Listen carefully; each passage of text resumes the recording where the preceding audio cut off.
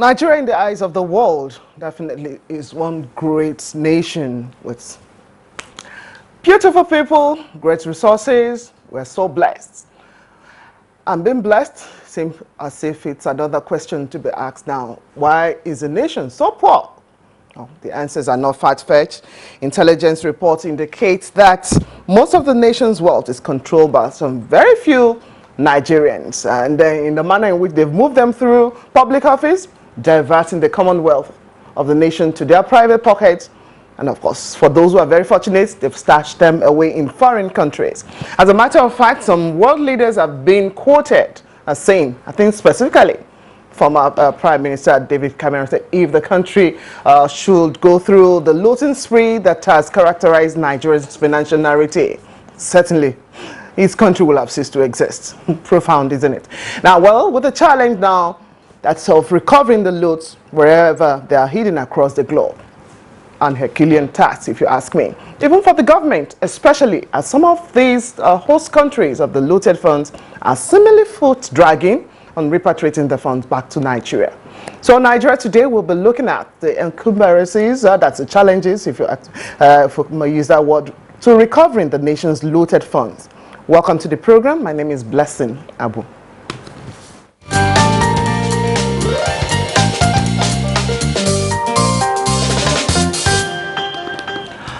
Yes, Nigeria Today is ready to roll, and with me in the studio to take a look at this topic, that is challenges of recovering Nigeria's looted funds back to us. I would like to welcome Edwin Ihuoria. He is the Policy Manager, Transparency and Accountability at One Campaign. Welcome to the program. Thank you very much, Bless. Joining him on set is Dr. Matthew Ayibakuro, is the Director of Research and Policy Africa Network for Environment and Economic Justice.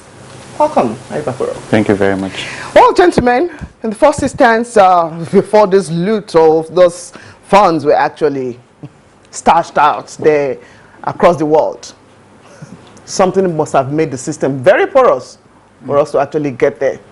How easy is that, doing that? And like we're just gisting before the program actually kicked off, was saying there's enough for everyone's need, but for some few people's greed. Edwin.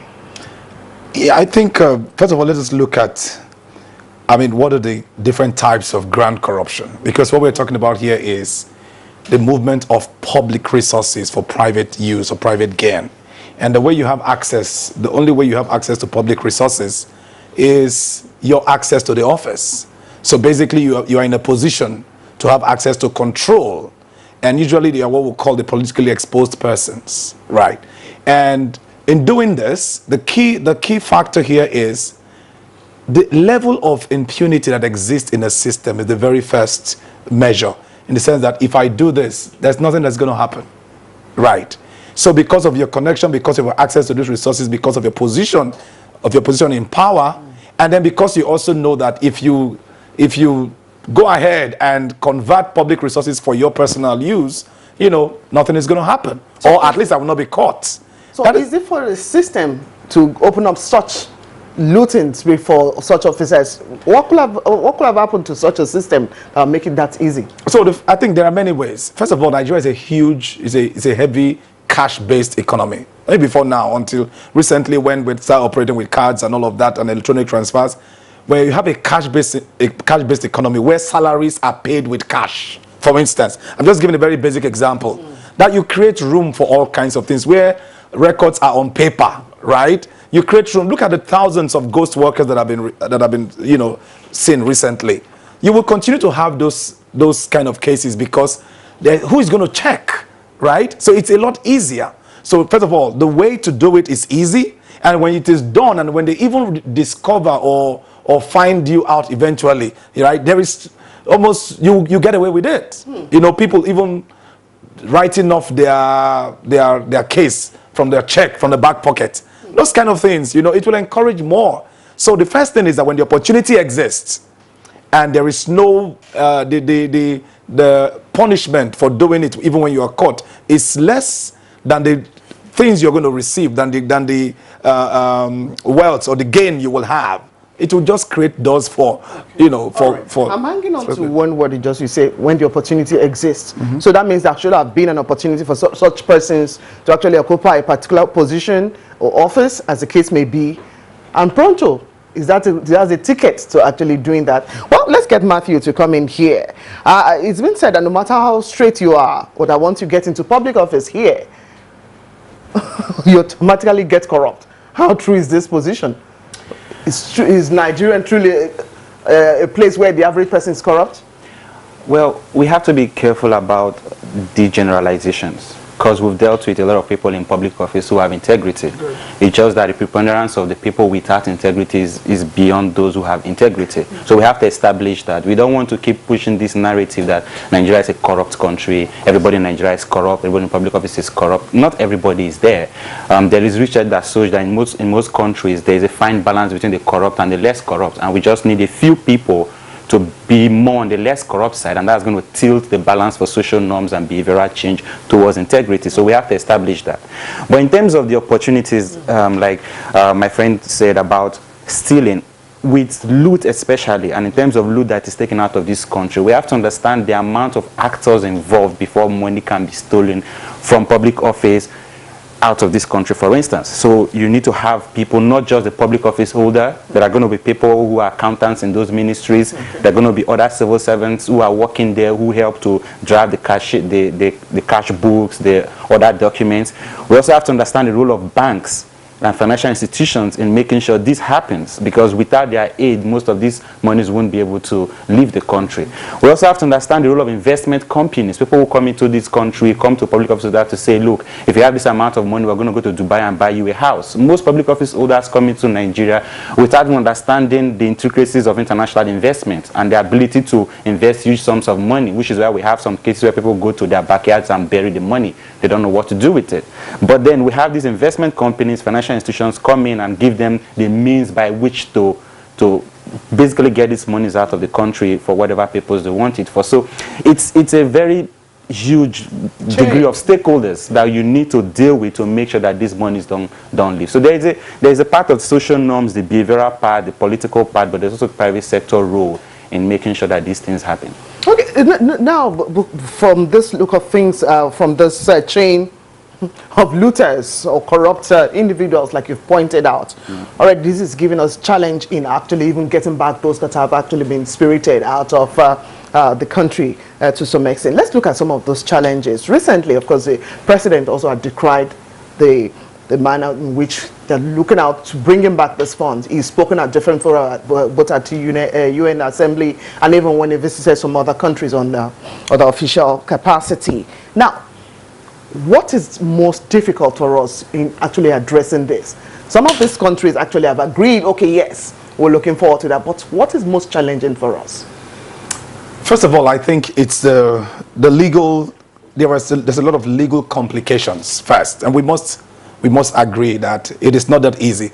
Once the money has left your shores into another jurisdiction, so you're not just dealing with your own jurisdiction. Okay. You're dealing with cross jurisdictions, and that itself creates its own challenges, because the legal system in your place and the legal system in that jurisdiction and the process with which you will be able to get a conviction, because there are all kinds of things that have to be in place within the UNCAC, the UNCAC framework. There are different mechanisms, there are different procedures. When you trace or when you discover that somebody has stolen, right, you have to have convicted the person here first, right? And guess what? That process of conviction here can take forever in the first place, because the person already has access to certain loot and is able to have resources to hire the best lawyers, you know, to defend himself and to prolong and to just make the case go endless. So if you do not have a conviction here, then that is in your own jurisdiction first. Then in that jurisdiction that you're also going, there's also a legal process of establishing that the proceeds that you're trying to bring back, or the loot you're trying to bring back, are of a corrupt origin, right? So all of that process itself, it's the legal involvement, the technicalities involved is complex. And that is why you see for us, we actually emphasize more on it should not leave in the first place. But for these conditions, really, isn't there a way we could actually go around them? I know you said, okay, for each country, the legal framework will definitely be different in looking at. But if we've all agreed, especially for meetings of heads of state or heads of governments as they meet from time to time, with a promise, okay, fine, we've identified for even those that have been identified already, like you said. So, what do you see? What kind of body language? What is the spoken word and even those hidden feelings that you get to see from time to time, Matthew? Well, in international politics and international relations, everybody acts for their interest. So, if Nigeria has a lot of loot taken out of the country, you do not expect Switzerland or the United Kingdom or the US to make returning that money their priority. They also have their issues to deal with. So they can go to international fora and they can make all these commitments. But like he said, they have to go through the technical processes. Because if, for instance, the former Nigerian dictator Sani Abacha, the estimates are that he got out between $4 to $6 billion out of this country. We've gotten about 1 billion or so from Switzerland. We're looking at repatriating another 500 million from New Jersey. That is what, 40%, 30% of the estimate. So these monies have been put into financial institutions, and you cannot just, a country will not just say pull it out and let the financial institution collapse. So we do enjoy and we are happy that international organizations and countries are looking at assisting with this process. The United Kingdom hosting the conference in 2016 was a big push for that. We've just had the Global Forum on Asset Recovery that had its first session last year and is going to follow up on that. These drives are very, very important, but you still have to go through the technicalities, which is why for now I know that the EFCC and other organizations in Nigeria are working with the National Crime Agency in the UK to help them, educate them on this process to make it easier. Whether we like it or not, there is the political part, but there's also the technical part, and you have to fulfill both sides. I know organizations like yours are actually looking out to what they're doing, at least following up on some of this own institutions here. But what have you observed so far? Even the pursuit of all the technical know-how that you already pointed out. What are your observations? First of all, it's an expensive process. I just want to, let's establish that first.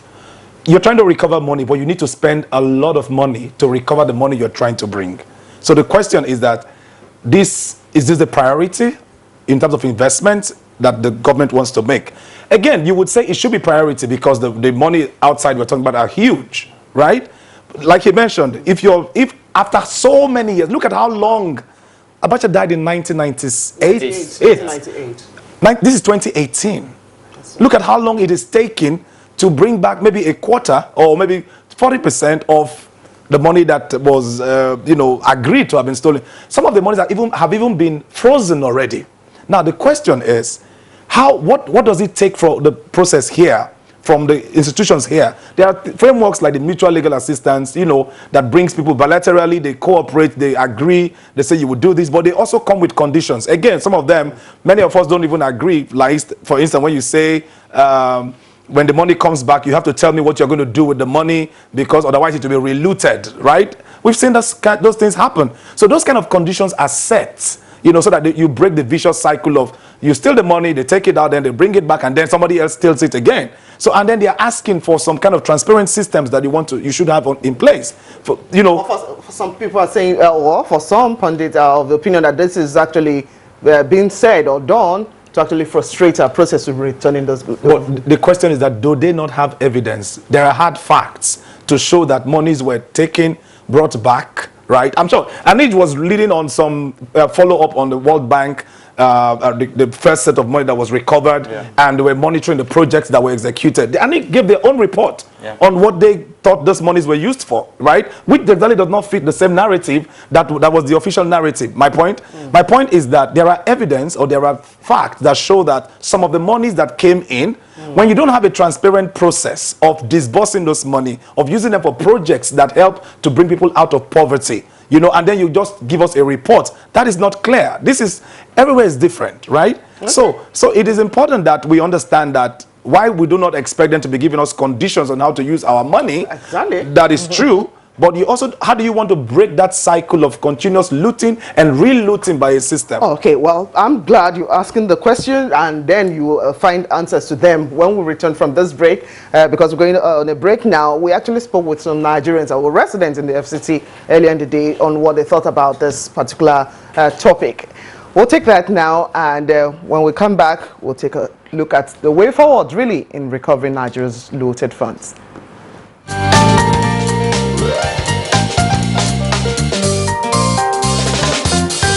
We have the EFCC, Economic and Financial Crimes Commission. That's one of the tools of recovering looted funds. We have Independent Corrupt Practices and Other Related Offences Commission. And that's just two, set up by Obasanjo administration. And looking at the enabling acts that set up those commissions or parastatals, if they are allowed to function independently and effectively, I think they have what it takes to recover all the looted funds. It's individuals that have stolen these funds. And if they know them, there's a way they can call them and sit down with them, discuss amicably with them, let them see, reason with the country itself, so that they can either bring back the money in a peaceful way, or let them establish some things that will help this country, not that carrying the funds and taking it away from the country. Another way of getting them is through bank. You are a civil servant that everybody knows how much you take as a salary. By the time you now be claiming huge amount of money, like even 5 years you cannot even get such amount of money, they can trace you. You know, looted fund is a public fund. You understand? Not the step to recover the looted is the major problem. The major problem is that they stop looting. You understand? Because even if you recover today and tomorrow they still loot it, I don't think it's going to be good for Nigerians. And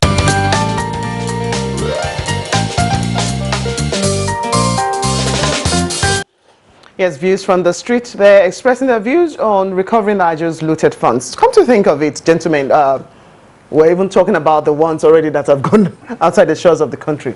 There are still people doing the high looting right here in the nation, and people are wondering, how do we sustain that fight against corruption within our own circle? It's not just the government's business. Everyone, I'm sure there are other means which we could actually address that. Matthew? Well, like he mentioned, ANIJ is working on this area, has been working on this area for a while now. Our current mantra project is looking at basically introducing transparency and accountability around this asset recovery issue. Transparency and accountability are the foundation of most of these things. So, for instance, the current administration has made asset recovery a priority, and there has been panels set up to recover assets. There has been a lot of work around it. And we as CSOs are saying, fine, you're doing this drive, but put it out there. People want to know how much has been looted and what is it being used for. Because the cycle of behavioral change around corruption depends on a lot of factors. So if people are looting and you've caught them, you've recovered the funds, people want to see the benefits of this anti-corruption drive. Because the fight against corruption, as it is being put every day, is not a boxing match that you punch somebody out and you go home. It is connected to development. People want to say, look, if you fought corruption, what are the benefits? People can see the benefits, then they will queue behind it.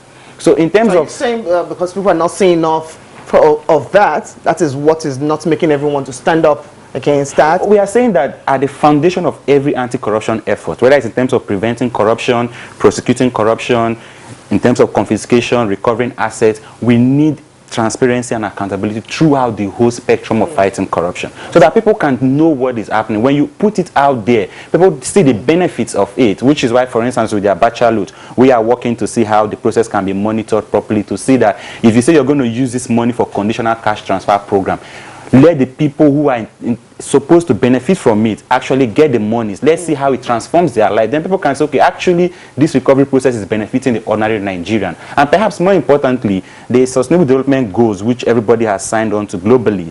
SDG 16 talks about using these looted funds to benefit the poorest people. The United Kingdom and Nigeria signed an MOU also reiterating these things. Most of the processes are to ensure that you don't just, it's not just about recovering the funds, but when you recover it, what are you using it for? And people should know what you're actually using these recovered funds for. You know, Matthew has talked about the issue of transparency, but I think that is the biggest way to actually win this fight. So, we should know how money is being looted. You asked the very first question. Yes. How does the money go? There are many ways. One big one is inflated contracts. we all know, right? So inflated contracts. The question is that when the government is doing projects and people don't know how much the project is awarded for, right? We have a case, and I think I've said it in the studio here before, when a case was revealed that somebody cut grass in the Northeast for 200 million. It cost 250 million. It cost an opera. Do you see the point? Because people knew. So the transparency is like the undertone for everything. When we recover this money, the budget actually captured, the budget of the federal government actually indicated that one of the ways of raising the revenue is through asset recovery. Yeah. So the question is that how many people actually have access to the budget document? Not just budget document. When the budget has been already implemented, how many people have access to the budget implementation report? So that people can see exactly what these monies were used for, where it was used for, which projects it was executed. Those kind of transparency are the things that help mobilize the people to prevent the money from being looted. When you open contracting process, like I'm happy that the Nigeria Open Contracting Portal has just been launched, where every contract, every project of the government is supposed to be put up there. And anybody can go there and see what project is being awarded, where it is being awarded, at how much, and who the contractor is. When you have those kind of information in the public domain, then it is easier to trace. It is easier to know how can you build a road, 10 kilometers road for 50 million, and in the same vein, in the same project, there's another road for 100 million. Right? So those kind of questions begin to come up, and then it holds, people begin to become accountable, they become afraid. Right. Okay, so how do we begin to strengthen, because now already we talk about institutions, already there are other measures, of course, recently about the whistleblowing and some other means that the government already is doing that. But strengthening existing legislation or legislative structures, how do we begin to help on that to actually help? And also, reorientation for Nigerians, because it's one thing we know that, okay, this is one big man in one community, we're actually benefiting from him. So when they say, okay, we've caught your thief, he's our thief, leave him for us. How do we begin to readdress all of those issues, reorientate Nigerians, and also strengthen institutions? Matthew. Well, the positive thing in this regard is that with asset recovery, the last couple of years has seen a lot of institutional reform processes.